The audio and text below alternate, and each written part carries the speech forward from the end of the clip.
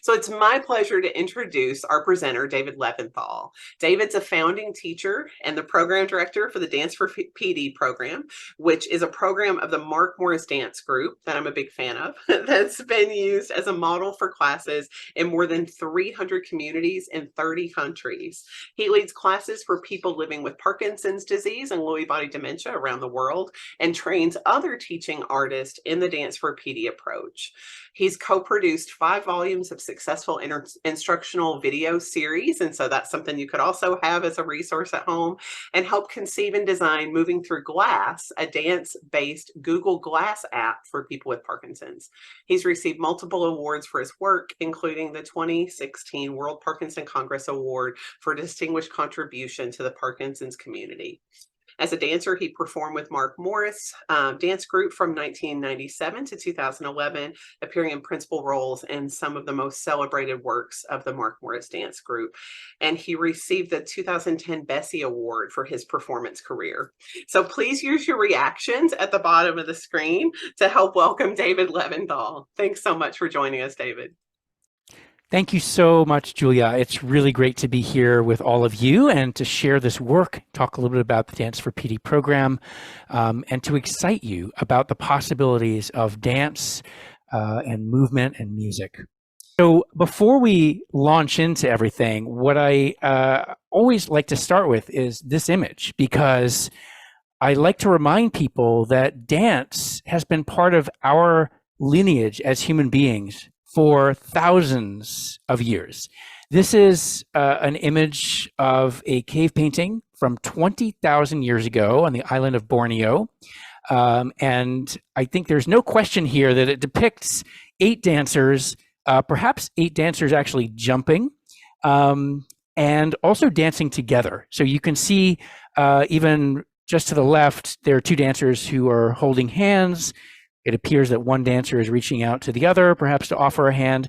And then on the right side, 2 dancers in the middle there joining hands and dancing together. So from the beginning, dance has been about community. It's been about this sense of belonging, of being together, of moving together. Some other images from history and prehistory. These images also depict this sense of dancing as a community activity. Again, on the left, some beautiful line dances. And then on the right here, a solo dancer who is involved in some kind of narrative. And I always love showing these images because these capture the essence of Dance for PD, which is about community and narrative, community, belonging, and the sense of storytelling, that we are creating meaning through our movements. We're not just going through the moves as we might in an exercise routine, but every movement has a distinct meaning and an emotion and a feeling behind it. And not only is that incredibly satisfying to do, but it helps us to initiate movement. And for Parkinsonian challenges, where we're dealing with challenges related to movement and initiation, that idea of story prompting movement is incredibly compelling. In modern traditional societies, dance and music play a huge role in building a sense of community, but also in healing practice. So in both Native American practice and Aboriginal practice in Australia, we see dance and music are inherently entwined with healing rituals that create a sense of togetherness that may even be related to traditional medicine. So it's only in the last few hundred years in the West that we have separated out art from medicine, separated out dance from healing. But in many traditional societies, these elements are joined together. And it was with this awareness that Ole Westheimer, who's pictured here in the center, really started thinking about the power of dance to transform the lives of people in her Parkinson's support group. Ole founded a group called the Brooklyn Parkinson Group right around the year 2000. And in her experience leading that group, she realized that people who came each month came to be enveloped by their symptoms. They were kind of living Parkinson's and other Parkinsonian challenges all the time. Parkinson's took over their lives, and they found themselves in a state that was sort of permanently medicalized, in a way that they actually came to identify themselves first and foremost as patients. Hi, I'm so and so, and I'm a Parkinson's patient. Right, the medical aspect, the condition itself, had kind of taken over their identity in a way, and Oli started thinking about the activities that she could do to kind of break the mold of this feeling of being ensconced in the condition and give people a sense of meaning beyond Parkinson's. And what she realized was that all the things that dancers do in their daily practice, in their rehearsal, in their performance, were really directly related to everything that people with Parkinson's and other Parkinsonian challenges are living with. So she started thinking about this idea of dance playing a central role in transforming the experience of people in her group. And that's what led her to come to us at the Mark Morris Dance Group and say, have you considered the possibility of a dance class for people with Parkinson's? And at the time, this was 2001, there was very little out there in the field that was either related to movement for Parkinsonian conditions or related to art, and particularly dance. So this was a radical idea at the time. Oli used to call it a hunch. She had a hunch that dance could play an enormous role, an important role, in helping people living with Parkinsonian conditions manage those conditions with more grace, with more dignity, with a sense of ease. So when she approached us, we did not have any experience working with the Parkinson's community. In fact, I was in the dance company at the time. I was a performer and a dancer with Mark Morris Dance Group. In 2001, we opened this new dance center, and we really wanted this center in Brooklyn to be a place for the community to come learn, to experience the joys of dance, to experience the joys of live music, and to be part of a dancing community. And Oli was one of the first people who came through our doors with this idea. And she pitched this idea to our executive director. Now, at the time, I was performing full time. I was traveling with the company, rehearsing in Brooklyn, traveling around the world performing. And so when Oli pitched this idea and our executive director, Nancy Umanoff, said yes, I was chosen as one of the teachers to take on this class. At the time, we really did not know the power of dance to support people living with Parkinsonian conditions. And Oli didn't know. There was really no research out there. But she, again, had thought about all the things that dancers work on in their training, and realized how beneficial those elements would be for people with Parkinson's. She also realized that dance is an enjoyable social activity that has nothing to do with Parkinson's. So it's sort of a double-edged sword. On the one hand, there were all these elements of dance that would be particularly useful. And on the other hand, dance was an escape. It was a way for people to step out of their Parkinsonian life, their Parkinsonian shell, for an hour or two a week. And what evolved from this initial idea was this program, first in Brooklyn. Here we are at the Mark Morris Dance Center in Brooklyn, for people living with Parkinson's, people living with Lewy body dementia and other conditions, coming in with their loved ones, with their family members, with their partners, with their home healthcare aides, everybody dancing together, everybody equal, everybody engaged in this artistic experience together. And what started in Brooklyn with 6 people, 6 very courageous people who'd never done this before, evolved to a citywide program, evolved to a national program, and now an international program. So Dance for PD-based classes are available in more than 300 communities in 30 countries around the world. And almost every teacher who is offering this class has come through our training program and is offering classes based on our model, but they're offering content that is very distinct to where they're teaching. So the program in Pune, India, for example, bases their curriculum on traditional classical Indian dance forms like Kathak or Bharatanatyam. And then their big across the floor dance at the end, instead of doing what we do in New York, which is typically based on Broadway, a Broadway style dance, they will borrow from Bollywood, and they will do a big amplitude of full fully expressive dance across the floor that engages the body and the mind and the spirit in a style that people in that particular program are familiar with. So we really want this program to represent the communities where it thrives, and for it to reflect the cultural specificity of each location. That's really important. So the teaching model and the class structure are very similar throughout the world, but the content, what the actual dance forms are, what the music is, that really is best determined by the local teacher. So I talk a lot about living like a dancer, thinking like a dancer. And I think that's what Oli had in mind when she started thinking about all the aspects of dance that would be useful for members of her support group. So let's unpack this a little bit. What does it mean to live or to think like a dancer? Well, the first thing that we dancers do is we use imagery and imagination in the service of movement. We're trying to create movement qualities and dynamics that don't actually exist in space. We as the dancer have to make the audience believe that the movement is representing this particular story or this particular quality. So for example, the idea of elastic movement, I can create that through the way that I'm approaching this movement, which is very different from this. If I'm doing something very staccato or attacked versus a stretched, pulled action. So I'm thinking about, in this case, I'm thinking about maybe chewing gum, right? That's the image that I'm using to create that movement quality. And that's the fundamental basis of how we cue or initiate movement in our class. We use images, we use imagination, we use story to provide motivation for everything that we do.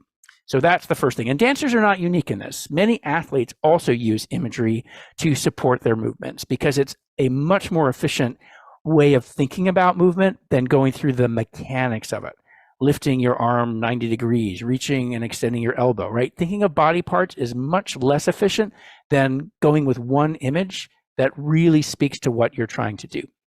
The second thing that dancers do is we plan our movements. And when you're dealing with a Parkinsonian condition where motor planning becomes more difficult and executive function becomes less available or less reliable, that idea of planning a sequence of movement, i.e. choreography, is incredibly valuable.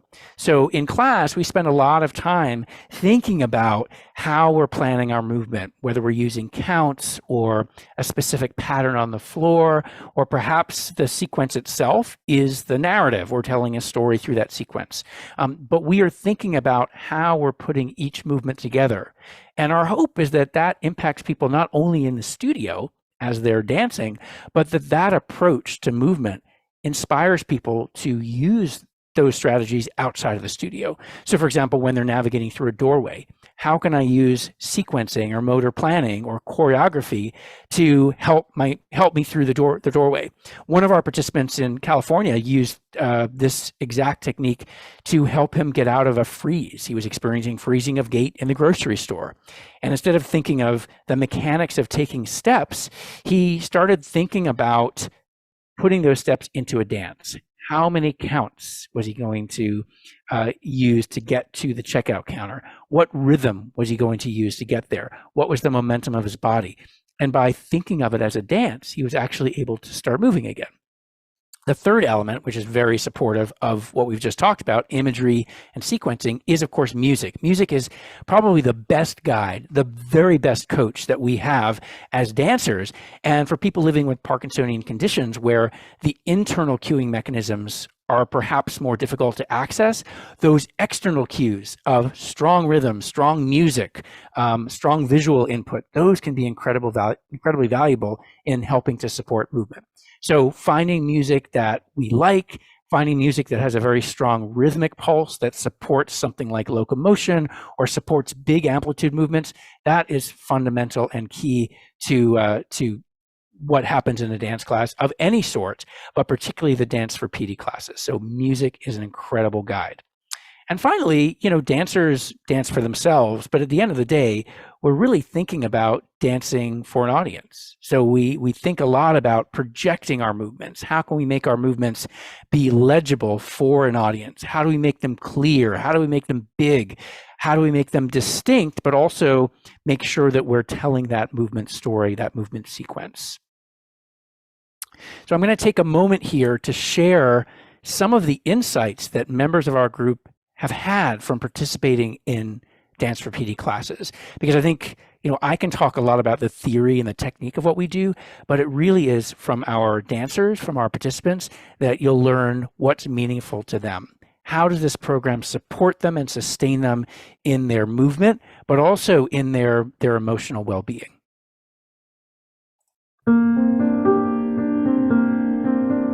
The motivation for starting a dance class for people with Parkinson's came from the desire to help people remember who they are is still the most important component of their existence, not Parkinson's.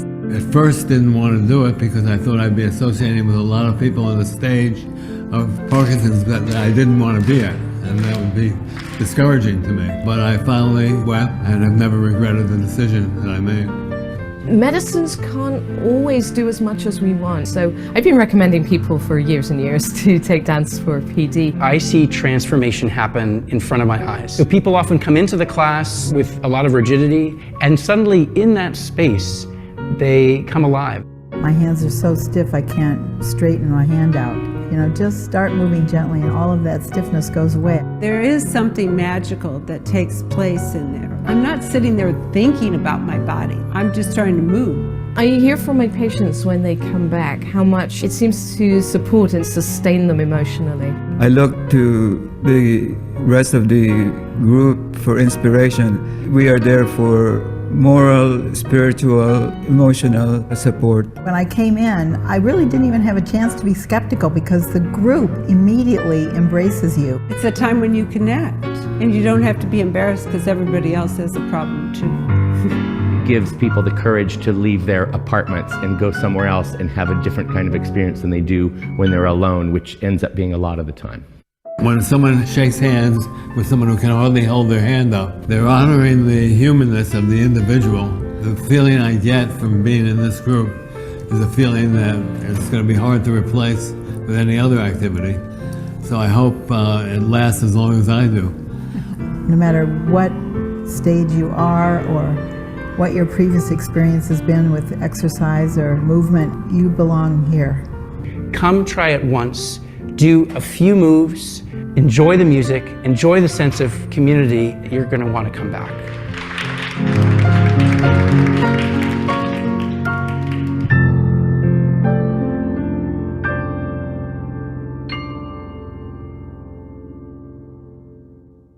So I love some of the statements from that film, and the way that the class seems to support people in so many ways. I think the most obvious way, perhaps, because we are talking about a physical art form, is the movement element. And I think you saw some beautiful clips of people in our class dancing fully and with confidence. So I want to talk about this a little bit. I want to talk about what distinguishes dance from exercise. And a lot of people talk about dance as a form of exercise, which it certainly is. Dance is a great form of exercise. We get cardiovascular training, we get flexibility, we get strength training from dance. But in the Dance for PD world, we talk a lot about the value that dance adds over and above traditional exercise. And I want to talk about that for a moment and do a demonstration with you. So these two photos here, we have somebody walking or running on a treadmill, and we have Gene Kelly from Singing in the Rain. And I think this gets at the essence of the difference between an exercise intervention and a dance or an artistic intervention. Let's think about our treadmill walker here. This person is obviously doing a cardio workout. They're getting their heart rate up. They're doing a certain number of steps. So there's a measurable dose, and that can be measured over time or number of steps. The pattern, the sequencing, the cognitive work that's going on for our treadmill walker is very basic. The pattern is right, left, right, left, ad infinitum, right? That goes on and on until the person stops. Music, if it's used, is used sort of as a distraction, or perhaps to just keep that steady beat. In this activity, we're not really mentally engaged or cognitively engaged with the movement. We're maybe trying to distract ourselves from how boring the movement is, in fact. And we're not really trying to express anything through our walking. We're just walking. And so over time, it starts to become a bit challenging to maintain focus, maintain attention, maintain investment in that. Let's think about Gene Kelly. So if you counted the number of steps that he's doing in the same amount of time, it might actually be the same number of steps. So in terms of dose, it's the same, but what does that dose look like? Well, first of all, he's using a variety of motor sequences, different patterns of tap dance that are sequenced together in a way that he has to learn and practice, and that challenge the cognitive part of his brain to make switches, to go from one step to another step. Not every step is the same.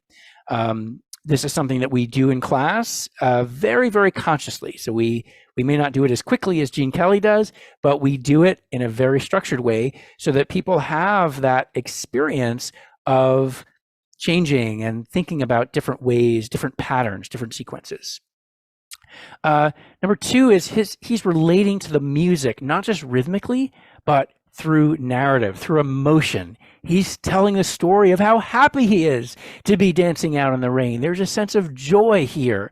And there's a narrative arc from beginning to middle to end that informs his movement. So he's very much tied into, captivated by the expressive element of dance.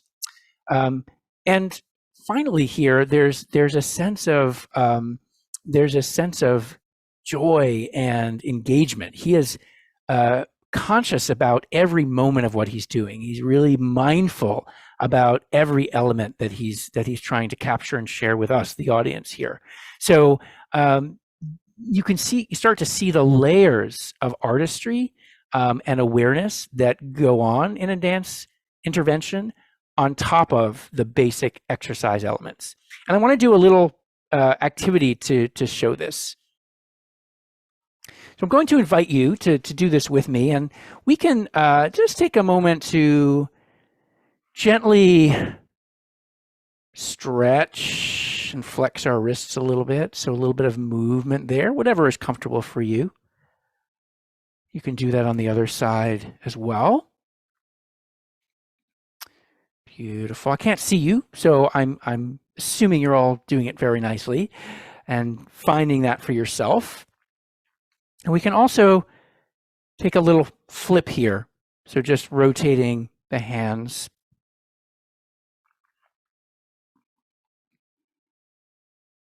Yeah. And taking a moment to just push your hands together. So creating a little bit of tension in between those hands, a little pressure. And after all that pressure, it feels good to stretch for a moment. And stretch. And you can stretch a little lower, and you can stretch all the way down to the floor, and then add a little bit of a vibration in your hands.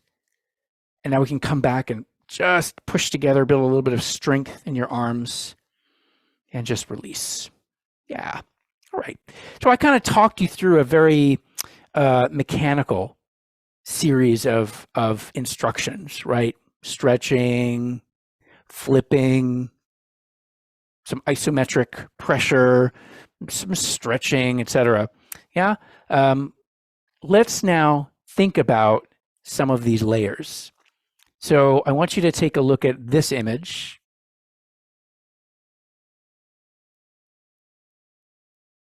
Right, so we see beautiful dolphins. And I want you to take that image and I want you to think about that image as you do this first move. So instead of thinking of it as a flex, thinking about those dolphins diving into the water. Beautiful. So that changes the intent. It changes the quality of movement. We're thinking more mindfully about it. We're using our imagination. How would a dolphin dive into the water? What does that feel like? What does it feel like to dive my hands into the water? Is it warm? Is it cold? Right? Let's think about this image.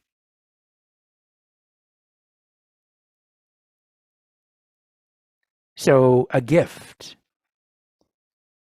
What if we were to offer that gift to somebody that we love? What does that feel like to really put your heart into the gift? Yeah. Right. So it's very different from just a flip. It's actually offering and giving. That's right. Good. And finally, this image.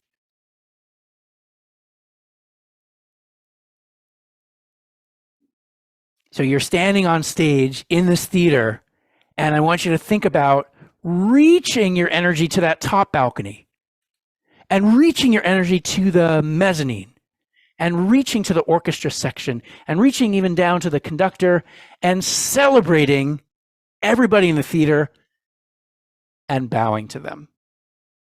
Right? So now we're thinking not only about the image of being in the theater, but we're thinking about the kind of projection and performance that we have to do when we're on stage. What does that feel like? Well, it's different than just a stretch. It's a reach. It's sending your energy out, seeing people in the theater, and then celebrating them and honoring them with your gratitude. So all of these movements now start to add up. The layers of this start to add up. There's one more thing that we're going to think about, at least, and that is sequence. So let's start to put together a movement sentence that incorporates these elements. So we have dolphin, dolphin, give the gift, and a little bow. Dolphin, dolphin, give the gift. You can say, oh, I am so honored. You're welcome. And then reaching to your audience, reaching, and then a celebration of honoring everybody in the theater. So we can start to put this sentence together and actually create a dance, a movement phrase that has a logic, a story, and a sequence that we can follow and enjoy. It also helps us to remember the movements as we go. Now, there's one other element that holds everything together. It is the glue. As one of our participants said, it is the red carpet that rolls out in front of you and supports everything that we do in class. We've already mentioned it, and of course, it's music. So let's try this movement phrase, this sentence, with music and see how that provides that sort of final level of artistry that turns our exercise movement into dance movement. You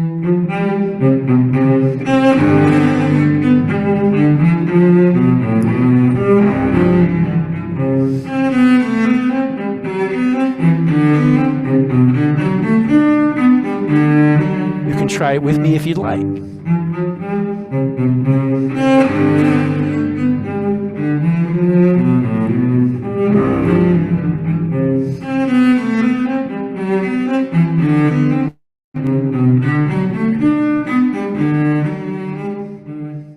Joyful, exuberant, expansive. These are some of the words that come to mind when I add music like this. This is music by Johann Sebastian Bach. It's from his third suite for unaccompanied cello.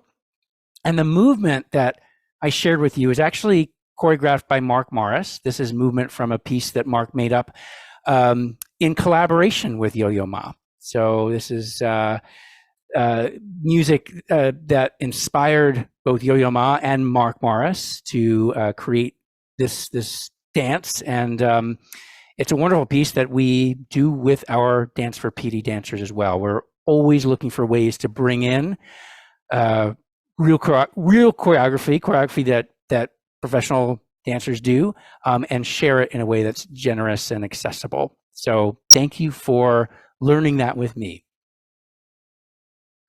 I think you started to see how these elements of dance start to start to allow us to inhabit the movement in a much deeper way, a much more intentional way, a much more expressive way, right? And it's very joyful to be in that place. So let's step backwards for a moment and look at these elements of movement that dance can address. And these are all elements that I think are very familiar to us as we think about Parkinsonian conditions, right? Things like amplitude and rhythm and tension, weight shift, walking, things that are challenges, but in the dance experience can become wonderful opportunities.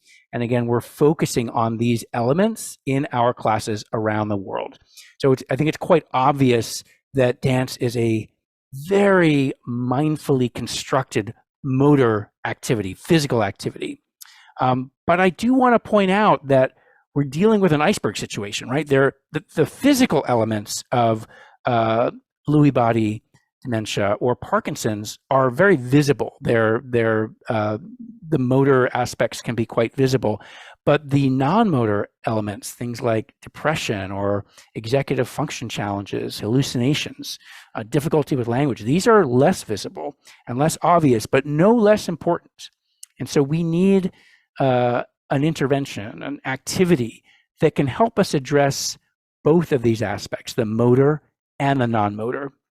I'm going to talk about 3 non-motor elements that we've seen both anecdotally and in the research are very, very well addressed in dance. The first is apathy, something that is common across Parkinsonian conditions. This feeling of not really wanting to do much of anything. And we need activities, therefore, that draw people in, that are compelling, that are exciting, that are joyful, and that are socially connected. Dance is one of the most powerful motivating activities out there. And I always say, even if people don't come for the movement, they might come for the music. We often have, or almost always have, live musicians in our New York classes, and that in itself is a draw. People come to hear the music with these wonderful pianists. The social interaction that they experience in class, that can be an incredible draw, motivator. So we see very high adherence rates in our Dance for PD classes right through the spectrum of mobility. So even as people have more challenges along their Parkinsonian journey, they still come to class. It's that important to them. And that can help offset some of the apathy that is one of the clinical manifestations of Parkinson's. The second issue that we contend with in Parkinsonian challenges is social isolation, which affects 1 in 5 older adults, but I would say for Parkinsonian conditions, that's even higher. The sense of loneliness, the sense of not being able to connect with a community, perhaps not being part of a professional circle anymore. Dance offsets that beautifully by providing a community activity that is supportive, accessible, and inclusive for anyone on the spectrum of Parkinsonian conditions at any level of mobility. And people get this real sense of belonging from class. And anyone who's participated in any kind of community theater or community art activity, you know that, or a chorus, right? You know how quickly those bonds form with your other performers. And that is exactly what happens here in the dance class. People meet each other because they're creating meaning together. They're doing something that is incredibly satisfying and meaningful to them individually, but also meaningful as a community. And finally, this idea that Oli witnessed in the very beginning days of the program, that people came to identify themselves as Parkinson's patients. That was their first identity, as opposed to a teacher, bus driver, a partner, spouse, uncle, wife. These identities slipped down the ladder and were subsumed by Parkinson's or Parkinsonian conditions. And I think dance has a way of helping people refine what is important to them in their identity, whether that's identity as a creative person, identity as a moving person, identity as a community member.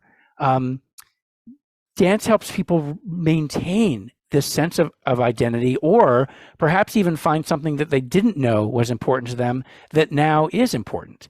As one of our participants, Manny, says, it's important to focus on not what's the matter with me, but what matters to me. What matters to me and what matters to us plays a huge role in each of us forming our identities or reforming our identities around things that are valuable.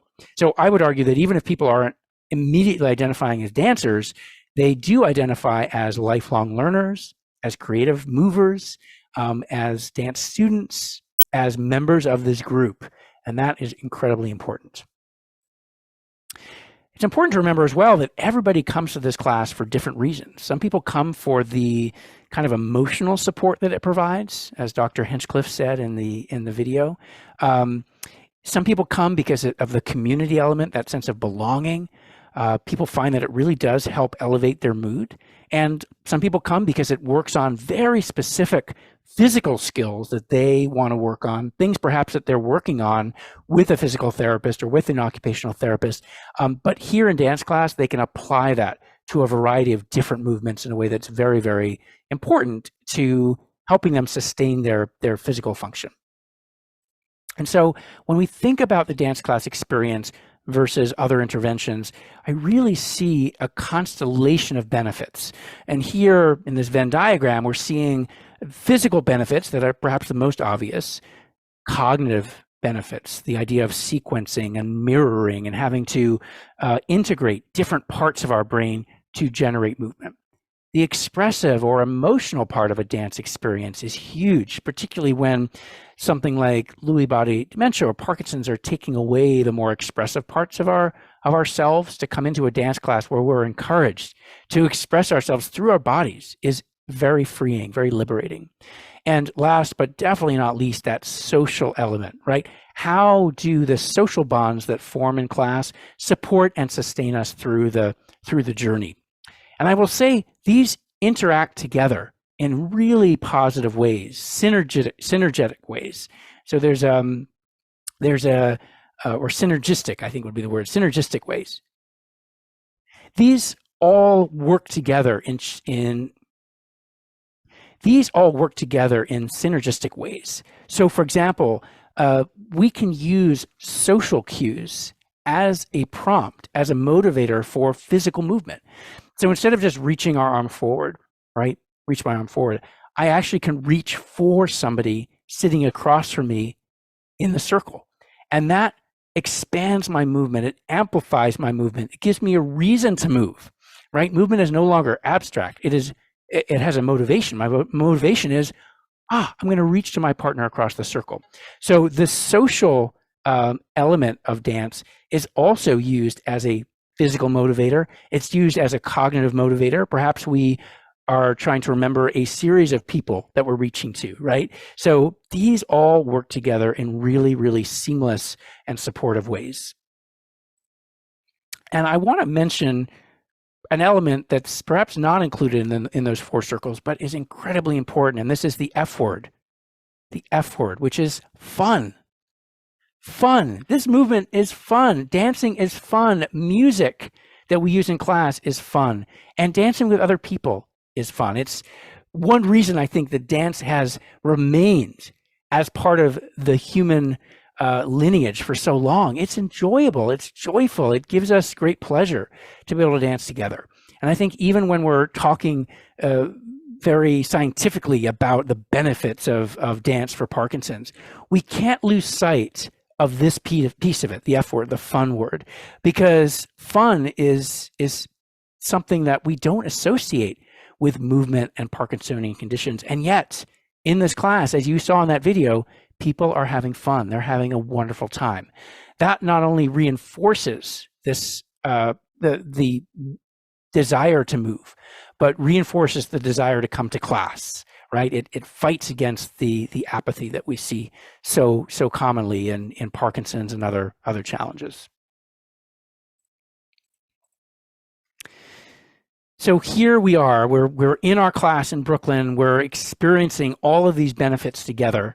We're enjoying this class. We're having fun. But I would say one of the important things to realize is that there are many channels through which you can experience dance and the dance benefits of dance. So I'm I'm going to talk about a couple of those channels. The first, of course, is a live class. And here we are in our live class in Brooklyn, everybody dancing together in this big circle with live music. So that is sort of our core offering. And it's something that we offered for 20 years very seamlessly as part of what we did. Then, of course, over the last 3 years, we had an environment where it was very difficult to come together. So we started thinking about all of the other channels that we could use to provide access for people to dance. And one of those, of course, was on Zoom. So the Zoom classes started during the pandemic, but they were so successful that we have continued them even after the height of the pandemic is over. And we continue to offer free classes via Zoom 4 days a week. You can access those through the Dance for PD website. And these are wonderful opportunities to engage in and benefit from all of those elements of dance that we were talking about, but in the comfort and safety of home. And we were a little worried at first that some of the social benefits would not carry over into the Zoom space. Completely not true. What we find is that people are connecting, they're dancing together, and then at the end of class, we have a breakout rooms where people can go in and meet other people and do the same kind of post-class conversation that they were doing in the studio. So Dance for PD on Zoom is a robust and free program that is accessible to people around the world.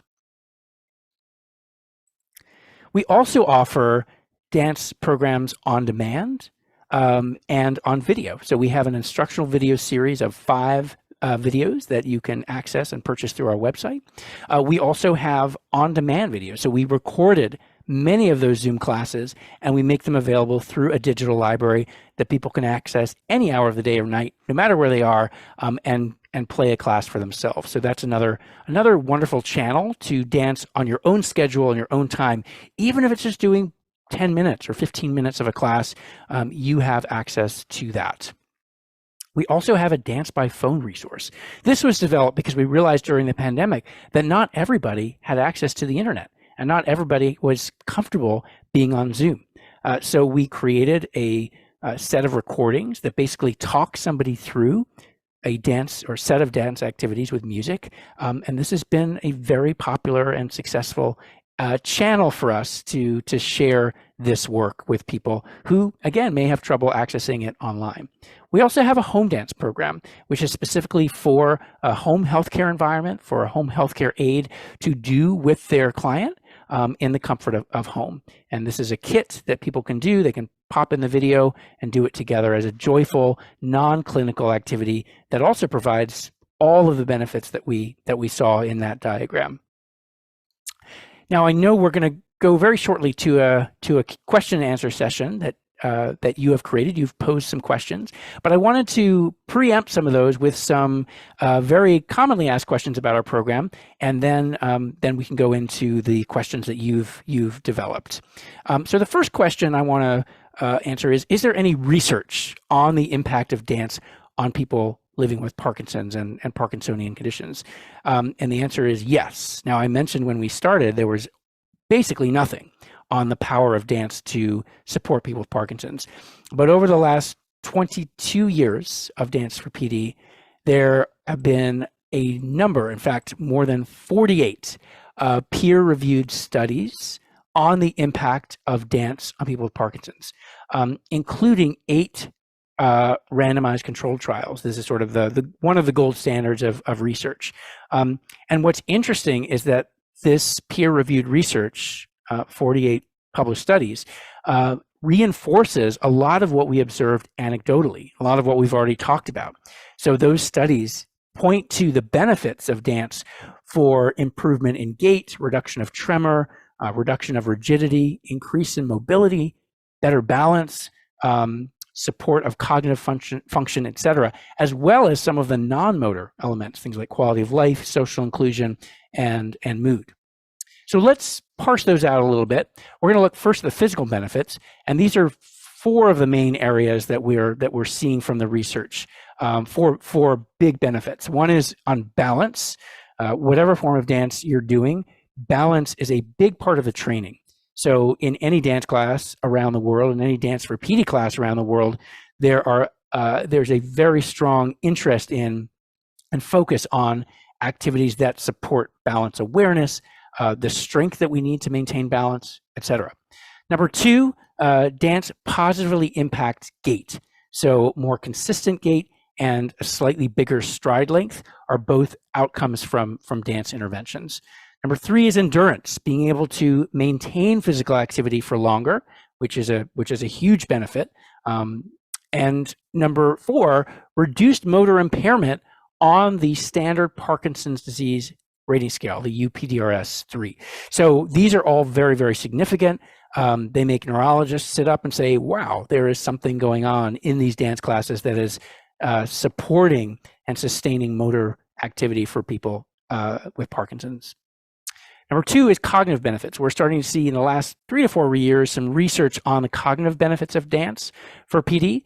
And we see 3 areas here. One is better executive and visuospatial function. We also see reduced fatigue, which is significant because in Parkinson's and other Parkinsonian conditions, we tend to see a lot of fatigue, and also cognitive fatigue. So that's a big improvement, and also improvements in executive function and episodic memory. Now that episodic memory, very related to the sequencing that is so much a part of any kind of dance activity, right? Movement A, movement B, movement C, and having to remember those movements, those patterns over time by practicing them, by bringing the elements of story and imagery to them. We also see, as we talked about earlier, social and emotional benefits. So reduced symptoms of depression, reduced feelings of anger, improved reported quality of life. That's a full battery of measures that go into quality of life. Improved self-efficacy, the feeling that you have the confidence to do something. And this is important because dance actually can be a gateway activity to other things. If you feel confident doing dance, perhaps you'll feel confident joining a walking club or being part of a chorus, right? So that kind of self-efficacy leading to other activities. And of course, as we've mentioned numerous times, reduced social isolation. So these are huge, and taken together really form the backbone of the research literature into dance for Parkinson's. A recent study that was done 2 years ago actually looked at a group of Dance for PD participants over 3 years. This was the first longitudinal study of its scale. Most of the studies look over 12 weeks, maybe 24 weeks, but this was 3 years. And over the course of those 3 years, the researchers saw a significant slowing of Parkinson's symptoms in the dancing group versus a control group. And you can see that here. The dancing group is the purple. They have a lower point scale on the UPDRS-3. A lower scale is better on this particular measure. And you can see the PD reference group here is higher after that first year. And then they project that using the 3-year results. They actually project it forward to 5 years, and they see quite a significant gap forming here between the reference group that has a quicker symptom progression and the PD dancing group, which is a much slower progression. And that's a pretty significant outcome. Again, medications don't yet have the ability to alter the course of the disease. They do help manage symptoms, but exercise, and in this case, dance, seems to be able to modify the disease. It seems to be able to slow the progression of symptoms as we go along.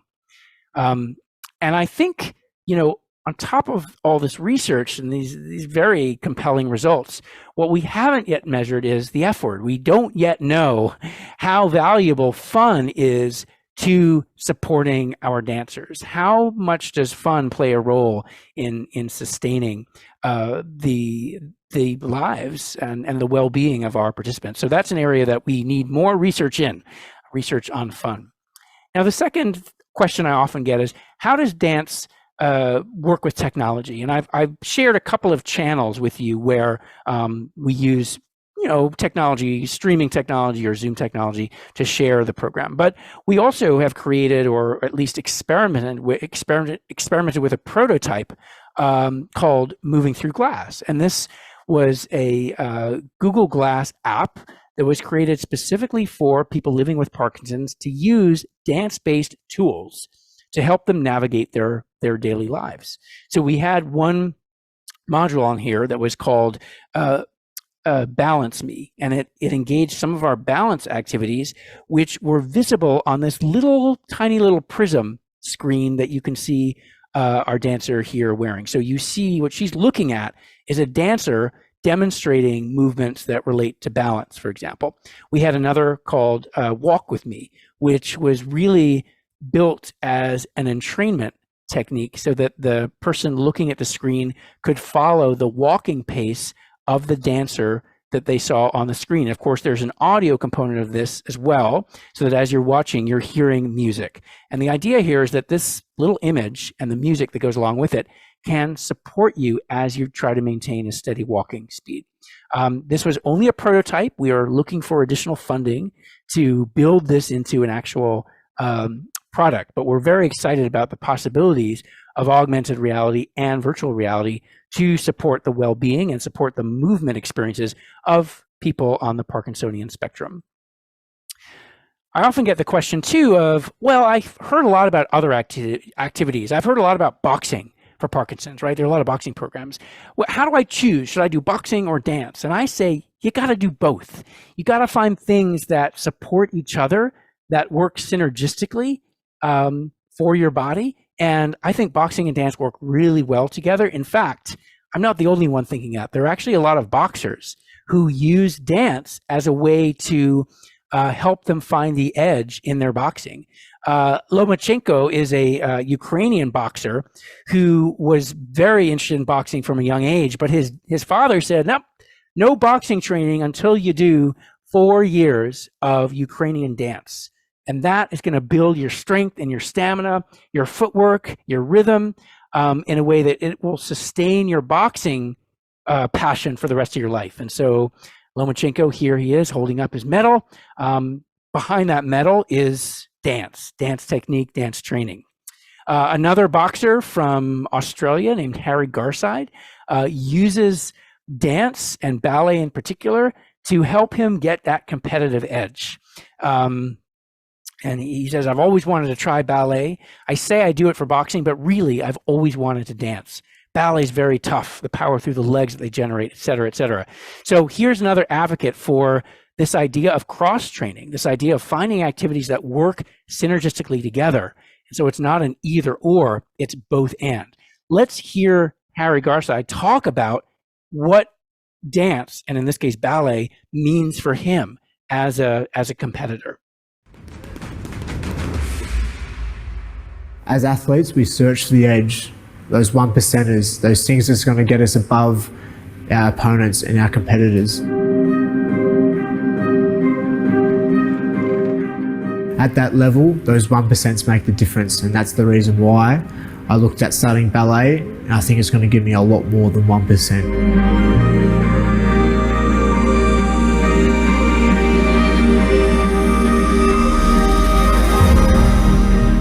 Ballet has been fantastic for my boxing. The strength through the legs, the transferring of the weight, the technique. There's so many similarities to boxing, but it's completely different at the same time. They make it look very elegant. Ours is a bit more rough around the edges. It's very, very similar.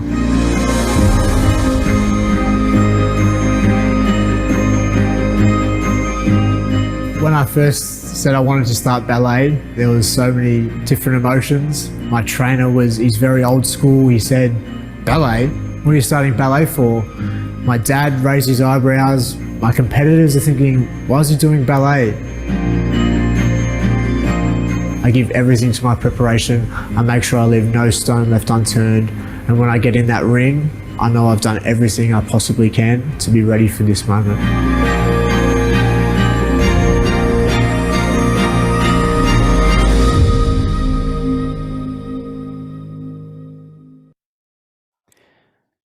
So I think you see a really compelling model for finding that edge, which we all have to do when we're living with movement challenges. We have to think as dancers. We have to think as athletes.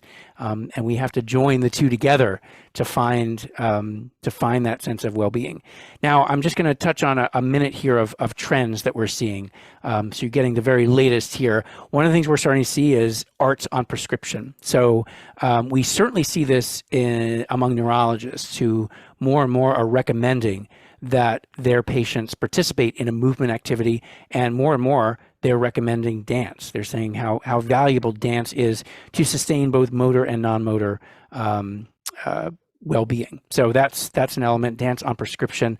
We're seeing this a little bit more in the UK and Sweden, but it is starting to happen here in the US as well. We're also starting to see greater cooperation and awareness among insurance companies.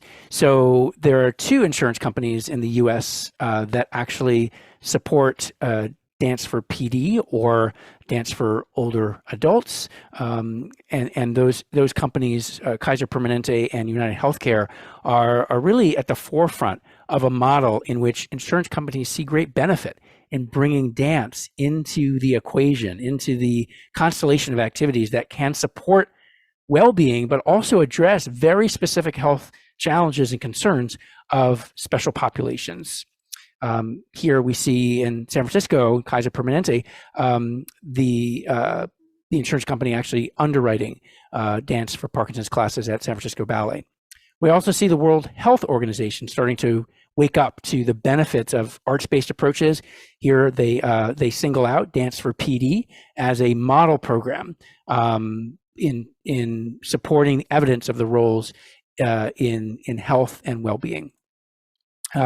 We're also working to figure out ways that we can share our work with more populations around the US and around the world. So making sure our programming is available in other languages. We offer Zoom classes in Spanish and in Mandarin, as well as in English, making sure that we're reaching communities that have traditionally not been involved or welcomed into this kind of programming, and making sure that they are welcome to have a sense of belonging in what we're doing.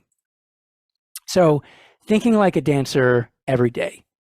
These are things that you can take home right now. You can think about and work into your daily life. Number one is thinking about imagery helping you, for example, get out of bed in the morning. Is there a particular image that inspires you to get moving? If you start feeling stuck or start to feel that you have challenges moving, think about your movement as choreography, thinking about a sequence. Perhaps there's a pattern. Maybe it's a sway. Maybe it's a waltz with your partner. But thinking about that choreographic pattern as a way to start to initiate movement, rather than just movement as a series of disparate steps that are not connected. Number three, allowing yourself to engage in the benefits of music. Perhaps that means walking around with an MP3 player or an iPhone or a smartphone that has music on it, that's programmed to support you as you're walking, that's programmed to attune to your specific gait. So find a march, for example, that feels that it's at just the right tempo for you, and have that music available when you start to get stuck. And finally, thinking about your everyday gestures as performative, thinking about that image of the theater and reaching out, reaching your hand out, making your movements larger than life, so that we're fighting against the diminution of movement, right? We're fighting against that movement coming in, and really think about movement going out. We're going to finish with somebody in our program, Cindy, who really thinks and lives like a dancer every day. Dance has permeated her being in a way that she really is a beautiful example of living life as a dancer. And I love this particular story because it speaks to the value of dance wherever you are, whether you're in a class, whether you're on the street, or whether you're in your living room. So I will leave the last word with Cindy.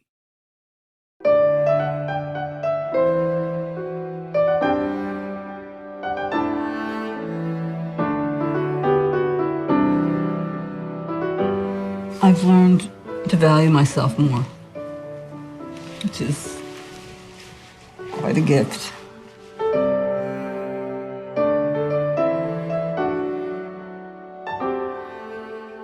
When I'm slumping, I say to myself, I'm a dancer. I have to sit up straight. I am a dancer. And it gives me motivation to take better care of myself.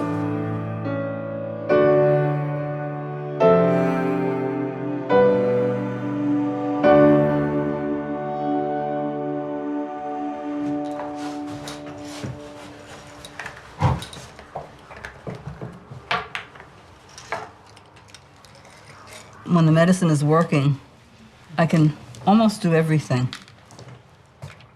It's just that the amounts of time get shorter and shorter when it functions. Parkinson's forces you to reveal your vulnerabilities. You know, otherwise people mostly try to put on their best face, their best appearance. You know, I'm going out in public, I have to put on this and that, and I have to put my overcoat, button it up tight. Well, you can't, if you're going with Parkinson's and you can't button it, you're revealed, you know, there's no way about it. What happens to me when my feet feel like glue and they're stuck on the floor, I sometimes cannot walk, but I can dance. If I can, I don't know, I can give you an example. Should I start? Yeah. Well, for example, right now I'm off. You can see my hand is shaking. I have the tremor. And if I try to walk, I have a great deal of difficulty. I could walk a little bit, but if I pretend I'm dancing, I could go.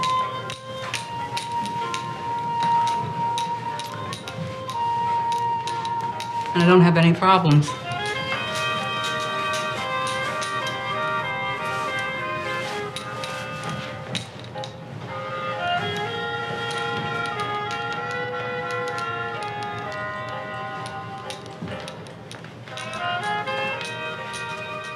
The music leads.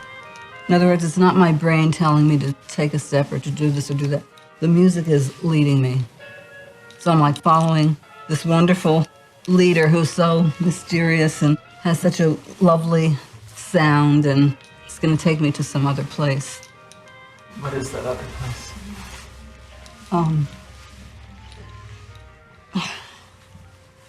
Well, excuse me. It's a place where you're weightless, you know, your body is just flies.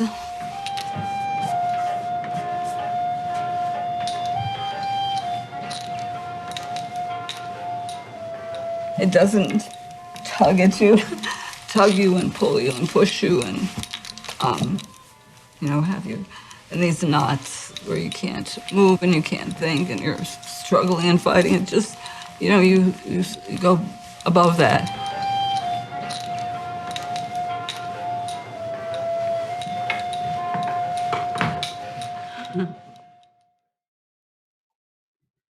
And that is from a wonderful documentary called Capturing Grace by Dave Iverson, director Dave Iverson. I love Cindy's story because it's so personally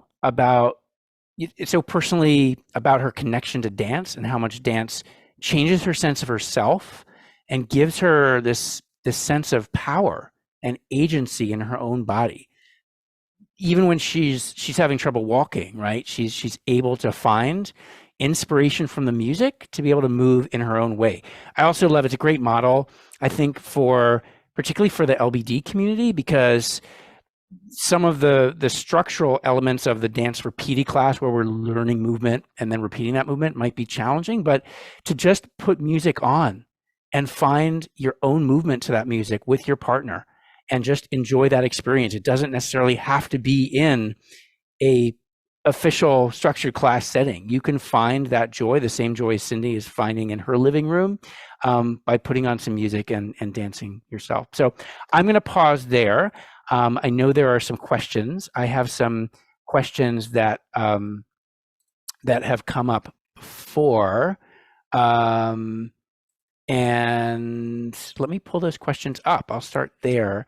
So there's a question, how can I get my husband with LBD to be motivated to join into dance? I've tried multiple times, but he just wants to sit and watch TV. So, you know, it's tricky. We don't want to force anyone into the experience, but I would start at home. I would say, hey, is there music that he particularly likes? Is there music that you could move to for just a minute together, even just tapping your foot? And then in terms of coming into a class, I would try to recommend just trying one of the online classes before you make that huge effort of registering and coming to an in-person class. Try one of the online classes. Even do just 5 or 10 minutes of it. Again, sometimes it can take time to establish energy and momentum and attention span. Just do a little bit of it. That's the great thing about a Zoom class. You can come in and out, and nobody is going to call you rude. There's no door that slams. You're not creating any kind of commotion. Just try it. Try once. And the other argument I would say is, for you as the care partner, you have the right to say, you know what, I really want to take this class and I need you to come with me. Okay, why don't you come with me? You're welcome to sit and listen to the music. You can sit on the side and read a book, but I'd like to do this for myself. Would you let me do that? So that's something that you can do. And then usually what happens is the person doesn't want to be on the side. They want to be in this really fun experience. So those are a couple strategies that I can recommend. There's a great comment that we love, which is, my wife is looking forward to seeing me give this a try. We used to bob and shag when we were younger. So I love that. So, you know, every teacher is going to bring in different dance forms and different elements. I would encourage you to find forms that you like, and don't be afraid to say to the teacher, hey, you know, we really like this kind of music, or we used to do this style of dance. Can we do that next week? Most of our trained teachers are very open to participant requests when it comes to music and even styles. We're here to make you happy. So let us know what you want to do, and we can shape the class around that. There's a question about this being done in person, and if so, where? So if you go to our website, which is danceforpd.org, I will put that here. We maintain a list of classes all over the world, but I think we're mostly working with a North American audience here. All of the classes in North America are listed there with geographic information. It's a map basically that you can look at, and you can zero in on where you are and see what's available, and then find contact information for that specific class.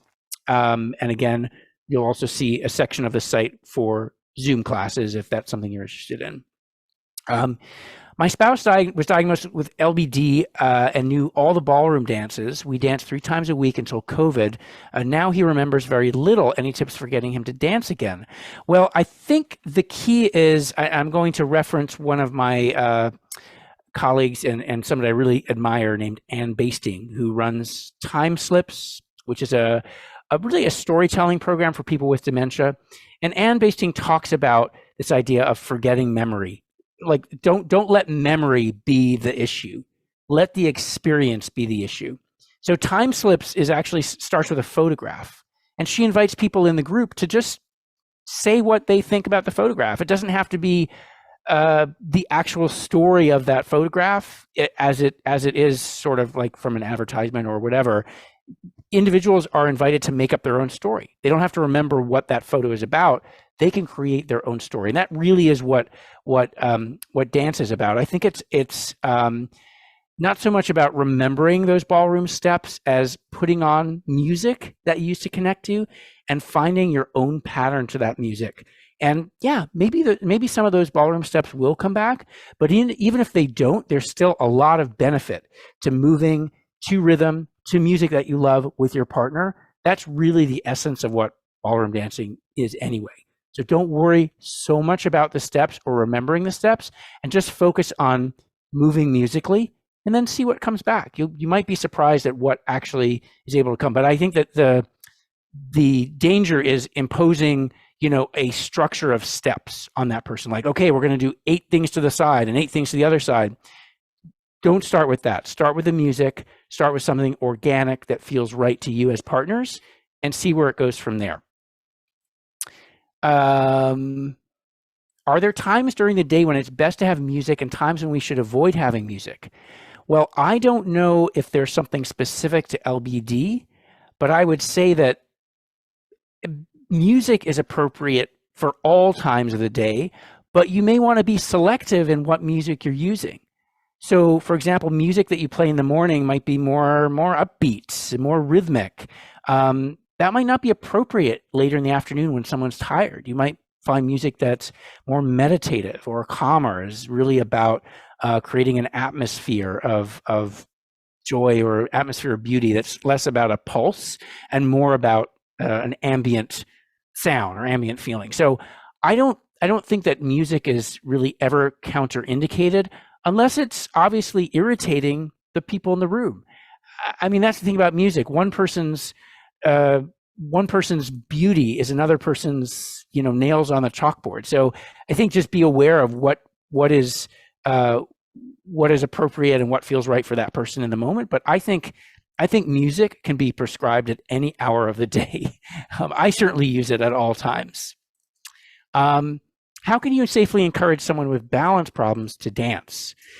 So this is a great question. And as you can see from some of our photos, you can take our entire program seated, and you do a lot in the chair. It's not a less than choice.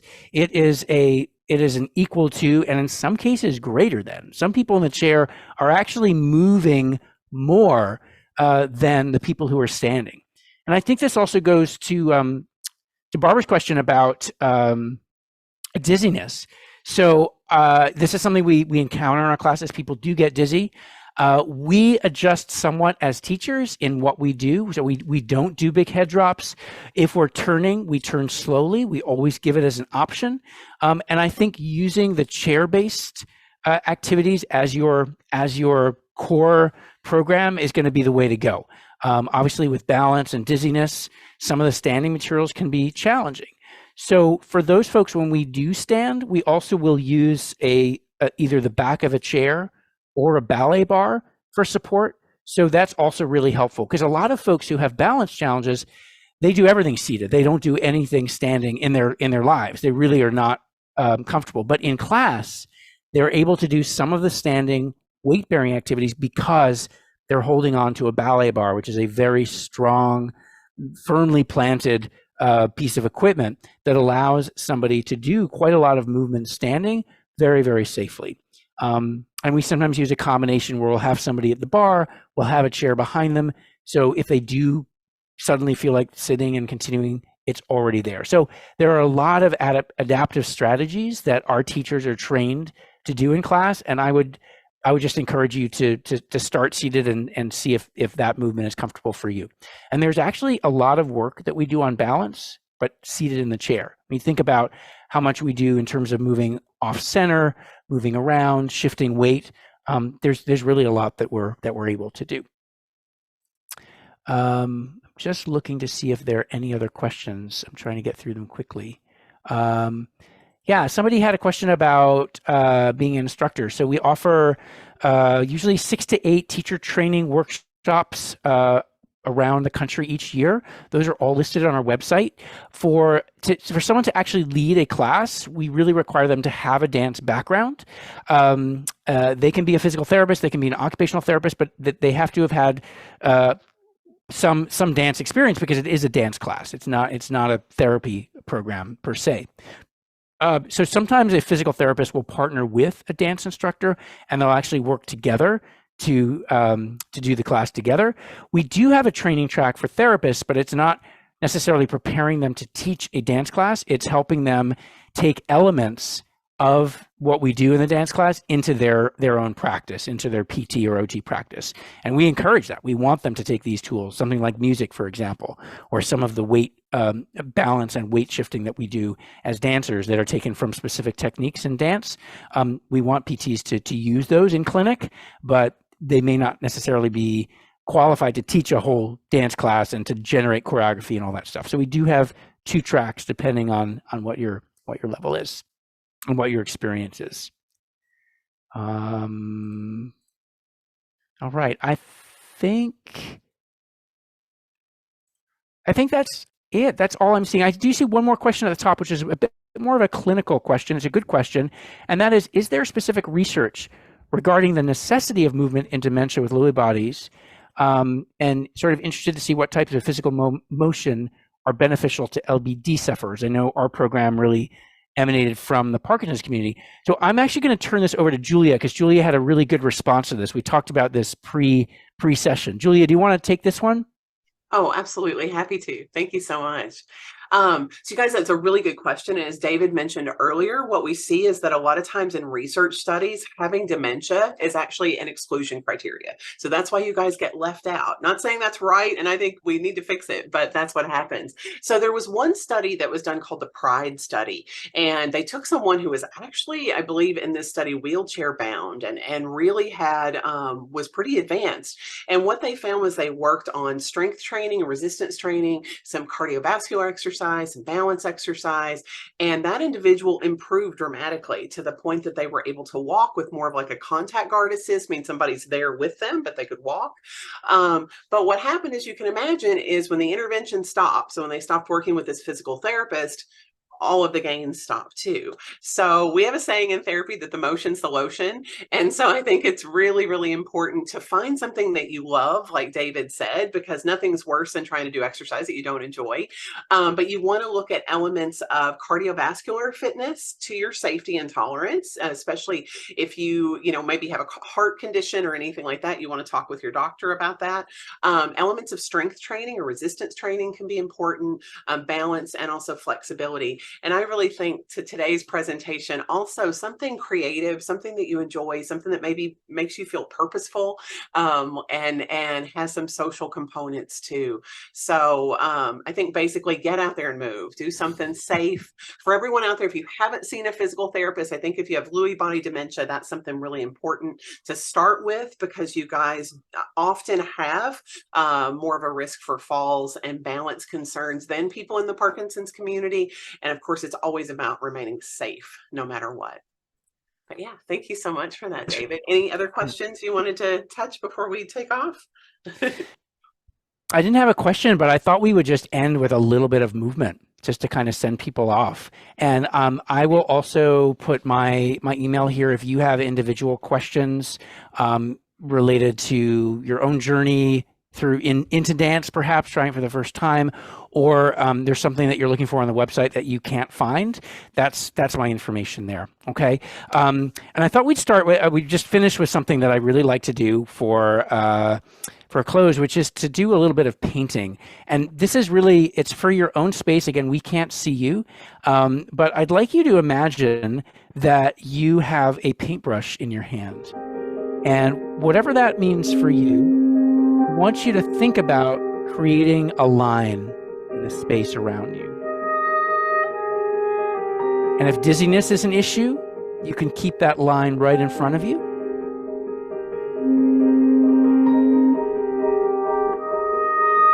Just thinking about the shapes that you're creating.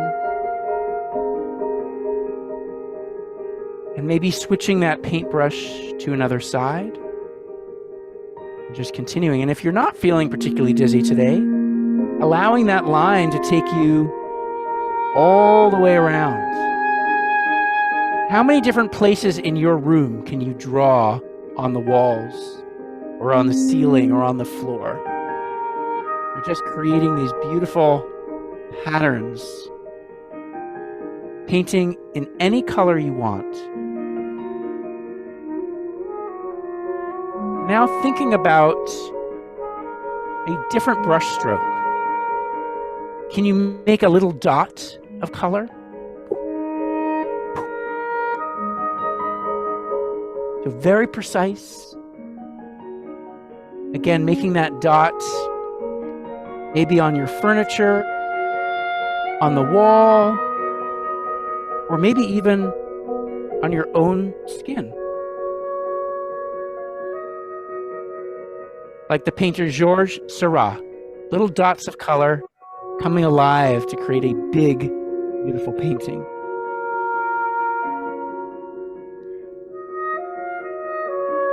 Beautiful.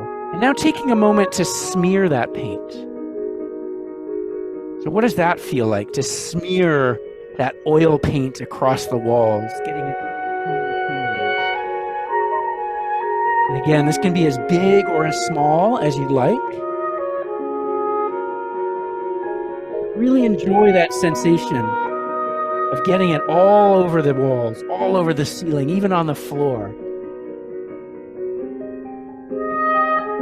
Maybe even on the screen, maybe sending that paint across your screen there.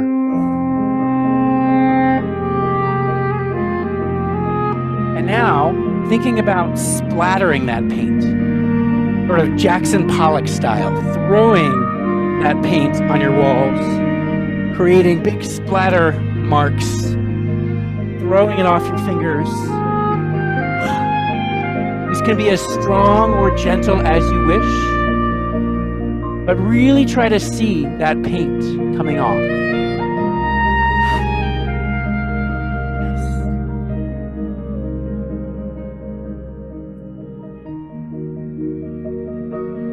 And now taking a moment just to breathe. Looking around and seeing all of the lines and dots and smears, splatters that you created in your space. Bringing your hands together. Just some gentle circles, bringing everything to a close. A little bow. And I send a bow of gratitude to each of you for taking time to join us. And a bow to Julia for hosting today's webinar. Thank you, Julia, and to the association. And from here, taking a moment to blossom into a giant flower, as big as you can. A rose, a tulip, a peony, catching the rays of the sun. And just feeling your petals and gently softening down. And I thank you all so much. Thank you so, so much. That was beautiful. And thank you all so much for joining us today. I hope you enjoyed this kickoff. David, that was incredible, as always. Thank you so Thank you so much, Julia. Thank you for having me. Oh, absolutely. Anytime. Love to have you back. On behalf of the Lewy Body Dementia Association and also Dance for PD, I'd like to thank you all for joining us today. A reminder, you're going to receive an email in about a week with the link for the recording of the presentation. We invite you to check out our events calendar at the bottom of our home page on our website to see upcoming events. And so our next webinar is in 2 weeks, you guys. So Monday, October 23rd at 2 o'clock, Dr. Edja Bayram and Dr. Samantha Holden will be presenting the results of a community survey on the research priorities. So you guys told us a lot about what you think and what you need. And there were also some differences between the person living with Lewy and the care partner that I think you'll find pretty fascinating. So a reminder, please take a moment to complete the survey that's going to launch when you leave. I encourage all of you to try to share one thing with your community about Lewy body dementia this month. Let's raise that awareness together. Maybe you can all go share Dance for PD with everyone. We hope to see you again soon. Thank you all so much. Thank you, David. Bye. Bye. Thank you so much. Bye, everyone.